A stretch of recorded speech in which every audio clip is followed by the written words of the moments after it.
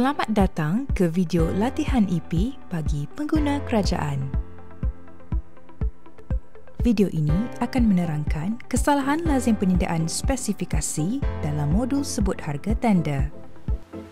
Video ini juga akan menyertakan implikasi kepada kesalahan tersebut dan seterusnya menunjukkan cara yang betul dalam mengunci masuk spesifikasi. Peranan yang terlibat ialah setiausaha spesifikasi. Bahagian ini akan menerangkan 3 kesalahan yang dilakukan semasa mengunci masuk pada menu senarai semak teknikal, iaitu: pertama, kesalahan semasa mengunci masuk spesifikasi. Kedua, kesalahan pada penetapan skema skor. Ketiga, kesalahan semasa memilih jenis pemenuhan. Di menu senarai semak teknikal, kesalahan yang lazim dilakukan pengguna semasa mengunci masuk spesifikasi adalah pada menu item unit ukuran, kekerapan dan kuantiti. Sekiranya jenis pemenuhan ialah bermasa berjadual kuantiti, yang dikunci masuk akan didarabkan dengan tempoh kontrak semasa pembekal menyediakan cadangan kewangan. Paparan ini adalah kesalahan lazim pengguna dalam mengunci masuk dengan menggunakan unit ukuran bulan. Pengguna telah mengunci masuk di ruang kuantiti adalah 24. Nilai yang dikunci masuk ini secara automatik akan didarabkan dengan 24 bulan semasa paparan pada harga tawaran.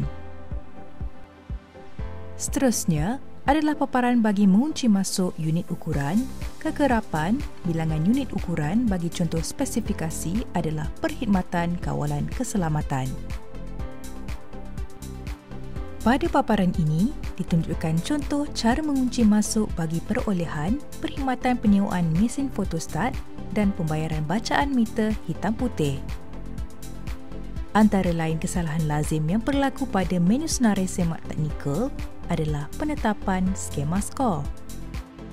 Sebagai contoh, adalah kesalahan pengguna dalam mengunci masuk pengalaman syarikat mengikut bilangan kontrak yang pernah diikat.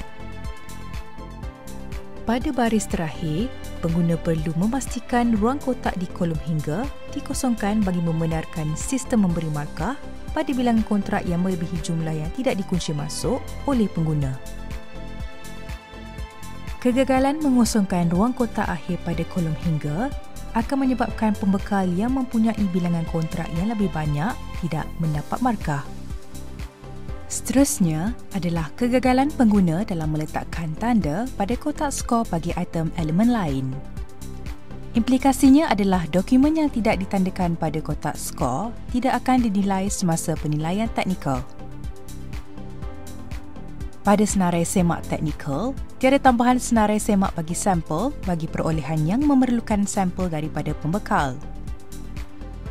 Sekiranya berlaku penambahan bagi perkara ini, maka penilaian terhadap sampel tersebut tidak boleh dilaksanakan oleh jawatan kuasa teknikal dan pembekal tidak dapat mencetak label bagi sampel tersebut. Akhir sekali, kesalahan lazim yang dilakukan oleh pengguna pada menu ini adalah semasa memilih mekanisme senarai semak. Berikut adalah definisi yang merujuk kepada senarai di bawah mekanisme.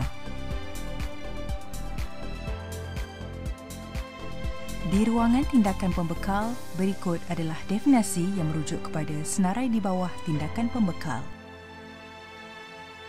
Ikut video seterusnya untuk mengetahui kesalahan lazim penyediaan spesifikasi dalam modul sebut harga tender yang melibatkan pada menu lain.